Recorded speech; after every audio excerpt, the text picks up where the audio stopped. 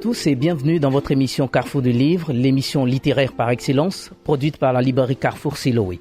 Aujourd'hui, nous parlerons de religion, précisément de la religion catholique, puisque notre invité est prêtre de Jésus-Christ. Nous parlerons du chemin de croix qui est un important temps vécu par les chrétiens catholiques, surtout en période de carême. Notre invité appartient à l'archidiocèse de Gagnoa. Il est vicaire à la paroisse Saint-Antoine de Padoue d'Ebounou, diocèse de Gagnoa, département de Grand-Laou. Le révérend père Séraphin Dagrou Zadi est donc avec nous. Bonjour mon père. Bonjour frère. Merci d'avoir accepté notre invitation. C'est moi qui vous remercie. Alors, avec vous, nous allons donc parler de votre tout premier bouquin, un ouvrage qui parle du chemin de croix. L'intitulé, c'est « Chemin de croix, chemin d'amour », paru aux éditions Éburné. Alors, déjà, on voudrait savoir d'où vous vient l'idée d'écrire ce bouquin, puisque nous savons que généralement, sur les paroisses catholiques, en période de carême, chaque paroisse confectionne des bouquins de chemin de croix. Pourquoi vous avez choisi d'écrire alors celui-là ? Effectivement, je vous remercie pour l'occasion que vous me donnez pour m'adresser aux chrétiens et à tous ceux qui croient en Jésus-Christ, aux fidèles catholiques d'abord et à tous ceux qui croient en Jésus-Christ. Il faut le dire que les chrétiens ont pris une bonne habitude, puisque le chemin de croix est né dans ces circonstances, de méditer le chemin de croix les vendredis de carême. Mais en écrivant cette œuvre, c'est pour les inviter à ne plus se contenter des méditations des vendredis de carême, pour que chacun puisse méditer le chemin de croix en temps ordinaire et personnellement, même en famille. Alors ceux qui nous suivent, ils sont très nombreux à suivre l'émission, ne sont pas forcément des chrétiens catholiques. Alors vous allez nous aider à mieux comprendre le chemin de croix. Qu'est-ce que c'est le chemin de croix ? Il faut dire que le chemin de croix est une piété populaire, une piété née de la résurrection de notre Seigneur Jésus-Christ. Donc après la résurrection de Jésus-Christ, il faut dire que la foi catholique même elle est pascale. Voilà, donc c'est après la résurrection du Christ que les apôtres et tous ceux qui croient au Christ ont décidé de relire sa vie. Et donc après sa résurrection, les chrétiens ont décidé de revivre ce jour particulier qui a conduit notre Seigneur jusqu'à la mort sur une croix. Et donc c'est dans ces circonstances que le chemin de croix est né. Et bien évidemment, c'était dans une ambiance, dans un environnement très explosif où les chrétiens n'avaient pas liberté d'expression, de vivre leur foi. Puisque le Christ ayant été persécuté, mis à mort, les chrétiens eux-mêmes étaient persécutés, pourchassés, donc ils ne pouvaient pas ouvertement exprimer leur foi. Ce n'est qu'avec l'empereur Constantin, donc j'allais dire au IVe siècle, que cet empereur a accordé la liberté religieuse aux chrétiens, donc, pouvant exprimer leur foi ouvertement. Et donc c'est dans ces circonstances que les chrétiens ont commencé à faire pèlerinage à Jérusalem pour aller marcher sur les pas de Jésus, et particulièrement le vendredi qui a suivi sa mort. Et donc depuis lors, c'est cette tradition-là qui se perpétue. Est perpétuée. Et la forme telle que nous l'avons, avec les 14 stations, cette forme est née avec les franciscains. Avec les franciscains au XIIIe siècle, qui étaient présents à Jérusalem et qui ont décidé d'organiser les foules de pèlerins qui venaient vivre cette expérience spirituelle, pour que ça ne soit pas un simple pèlerinage touristique. Ils ont décidé de les conduire, de les guider et donc disposer des stations, d'abord avec des croix, donc, en définissant 14 stations tirées des évangiles et de la tradition. Et puis bon, avec des tableaux qui illustrent les différentes stations. Et donc c'est comme ça le chemin de croix est né et s'est propagé. Et bon, il est resté évidemment dans la tradition des vendredis de carême. Alors père Séraphin Dagrou, situez-nous un peu sur le nombre de stations, puisque souvent nous entendons 15 stations, des fois 14. Quel est le nombre exact ? Merci. Le chemin de croix comporte traditionnellement 14 stations. 14 stations tirées des évangiles et de la tradition orale, Et ceux qui ont vécu, les contemporains de Jésus, qui ont vécu, ont rapporté certains faits qui ont été ajoutés dans les stations. Par exemple, les chutes et autres. Les chutes de Jésus, la rencontre avec Marie-Madeleine, sa maman, tout ça. Ce sont des stations tirées de la tradition. Mais les stations, le nombre des stations est 14.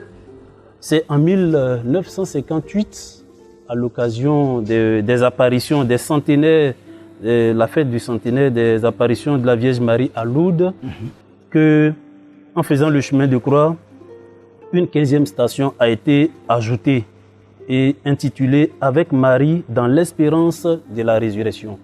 C'était vraiment particulier, circonstanciel. Et c'est comme ça, la 15e station a été ajoutée, mais c'était pour cette occasion. Bon, aujourd'hui on fait l'erreur d'ajouter et on ne reste plus dans le contexte. On ajoute une station qu'on intitule souvent 15e station, Jésus est ressuscité. Bon, il faut plus de vérité dans le chemin de croix. C'est vrai que c'est une piété populaire, donc c'est variable, mais il faut plus de vérité et de logique dans ce qu'on fait. Si on dit 15e station, Jésus est ressuscité, on ne viendra plus la nuit pour faire la nuit pascale. Bon. Jésus est déjà ressuscité. Il est déjà ressuscité, d'accord. Donc c'est une erreur à corriger? Oui, c'est une erreur à corriger. Les stations doivent se limiter avec l'ensevelissement de notre Seigneur Jésus-Christ. Très bien. Merci beaucoup, Révérend Père Séraphin Dagrou. Nous rappelons à nos téléspectateurs que l'émission c'est Carrefour du Livre et qu'aujourd'hui nous recevons un prêtre de Jésus-Christ. Il appartient au diocèse de Gagnoa. Son ouvrage Chemin de croix, chemin d'amour, paru aux éditions Éburny. 6 méditations avec Jésus sur le chemin du Calvaire. Alors Père Séraphin, dites-nous, vous l'avez rappelé, le chemin de croix est tiré de la Bible. C'est bien cela? Bien cela. Tiré de la Bible, les méditations sont tirées de la Bible. Et c'était aussi à une époque, donc à l'origine, la Bible n'avait pas la forme que nous avons aujourd'hui. Il n'y avait pas d'imprimerie, c'était des manuscrits. Et donc qui étaient dans la main des nantis et des autorités ecclésiastiques. Et donc, pour que la foule, le peuple, le reste du peuple puisse méditer, apprendre à suivre la parole de Dieu, il fallait les amener à prier avec les épisodes ou sinon les passages bibliques. D'où d'abord la naissance du rosaire avec les différents mystères qui parlent des extraits, qui sont des extraits de la vie de Jésus racontés dans les évangiles. Et donc c'était la même chose aussi pour le chemin de croix. Toutes les 14 stations en général sont tirées des évangiles à l'exception de 5 stations qui sont tirées, de la tradition. Les 3 chutes de Jésus, sa rencontre avec sa maman, et puis sa rencontre avec Véronique. Bon, vous ne trouverez nulle part dans la Bible, c'est différent, c'est 5 stations. Très bien. Mais ces stations ou ces faits sont contenus dans la tradition de l'Église. Oui. Très bien. Quand on parle de tradition, en fait, la Bible est née dans un environnement oral. Parce que ce n'était pas écrit. Les disciples ont suivi Jésus. Après sa mort, chacun s'est cherché, chacun a essayé de fuir. Et puis après, ils sont restés ensemble. Et ce n'est qu'après la résurrection qu'ils ont commencé à relire la vie du Christ et à se faire des disciples. Chaque disciple, chaque apôtre s'est fait aussi d'autres disciples à qui il fallait transmettre ce qu'ils ont reçu. Et donc c'était oral. Et à un certain moment, il fallait le mettre par écrit. Et donc, il y en a eu plusieurs. On ne pouvait pas écrits. Tout mettre dans la Bible. Voilà. Oui. Et donc, l'Église a retenu, comme on l'appelle le canon de l'Église, le canon de la Bible a retenu 4 évangiles. Mais ce ne sont pas les 4 seulement qui ont été écrits. Il y a eu d'autres. Et donc, dans ces autres écrits, ils ont pioché des faits qui peuvent nourrir la foi des chrétiens. Et c'est ce qu'on appelle la tradition. Merci beaucoup mon père. Alors l'intitulé de l'ouvrage Chemin de croix, chemin d'amour.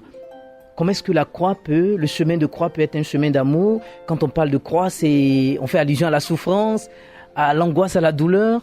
Comment on retire l'amour de tout cela? Oui, parce que celui qui s'est donné sur la croix l'a fait par amour pour nous.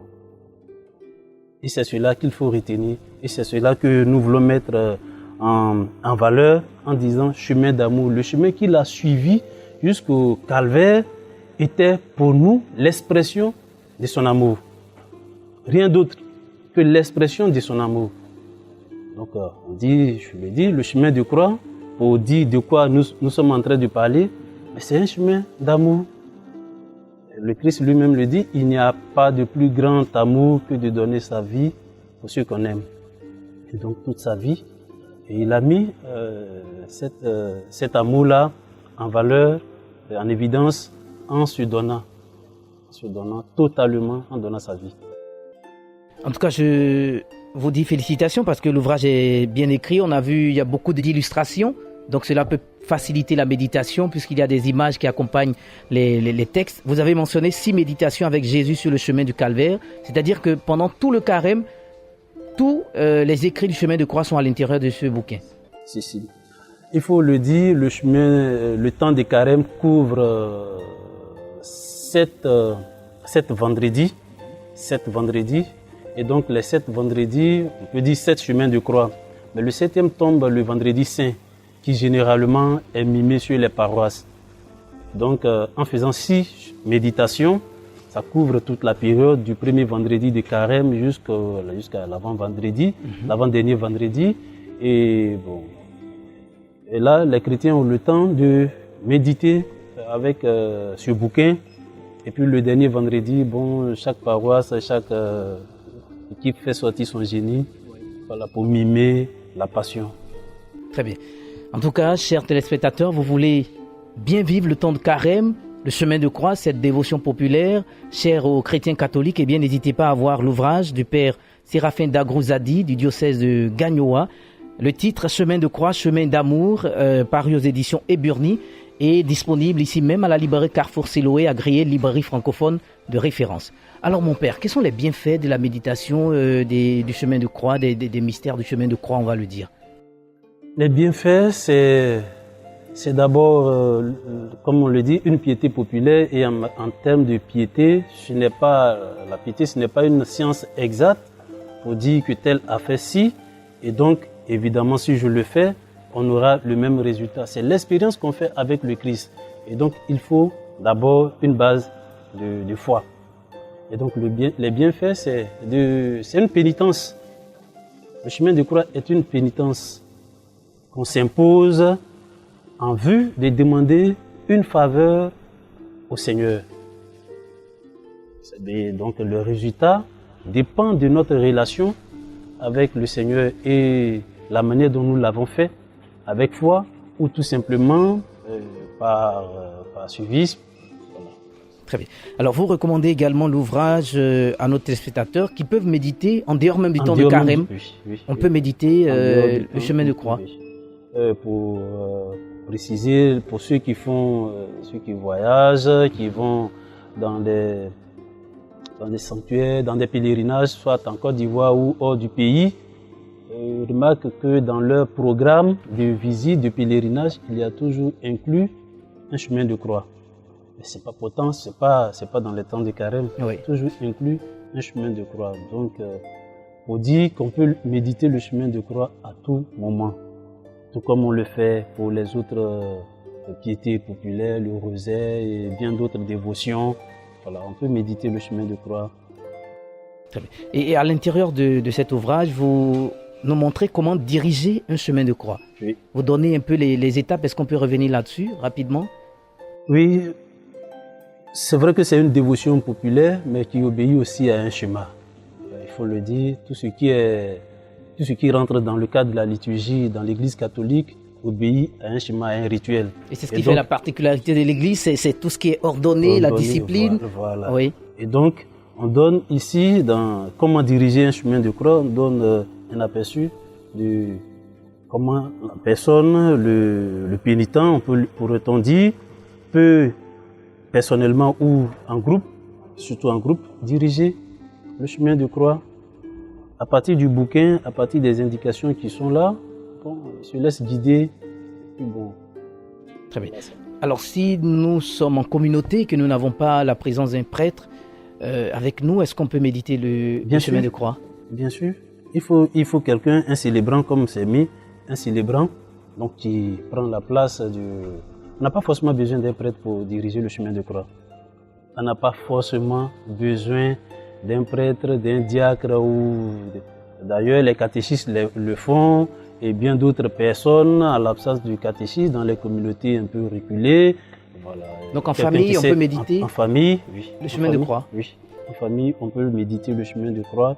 Le chef de famille ou le croyant peut appeler les membres de sa famille. Et voilà, aujourd'hui, on fait notre chemin de croix. Et puis bon, voilà, il dirige, à partir des indications, il dirige et puis bon, la famille en prière. Ce qui est important, il y a en dehors des méditations, des commentaires faits, il y a les extraits des textes bibliques qui peuvent être utilisés par tous. En tout cas, c'est un ouvrage complet pour le chemin de croix, chemin d'amour, l'intitulé de l'ouvrage du père Séraphin Dagrou Zadi, paru aux éditions Eburni. Merci beaucoup mon père pour ce travail formidable et puis nous vous souhaitons en tout cas un bon temps de carême. C'est moi qui vous remercie. Merci pour l'occasion que vous me donnez pour présenter cette œuvre et inviter les fidèles chrétiens à bien vivre le chemin de croix, le temps de carême, mais aussi à sortir des habitudes de carême pour vivre, pour méditer le chemin de croix tant que cela sera nécessaire dans leur vie de foi que dans la vie de toute la famille chrétienne. Merci beaucoup. Chers téléspectateurs, Carrefour du Livre, c'est terminé. Nous vous recommandons donc vivement l'ouvrage du révérend père Séraphin Dagrou. Il faut l'avoir pour tous les chrétiens catholiques et pour ceux qui voudraient découvrir cette piété populaire, qui voudraient en savoir davantage sur le chemin de croix. C'est toujours bien d'être curieux. Il faut l'avoir. L'ouvrage est disponible ici même à la librairie Carrefour Siloé. À très bientôt.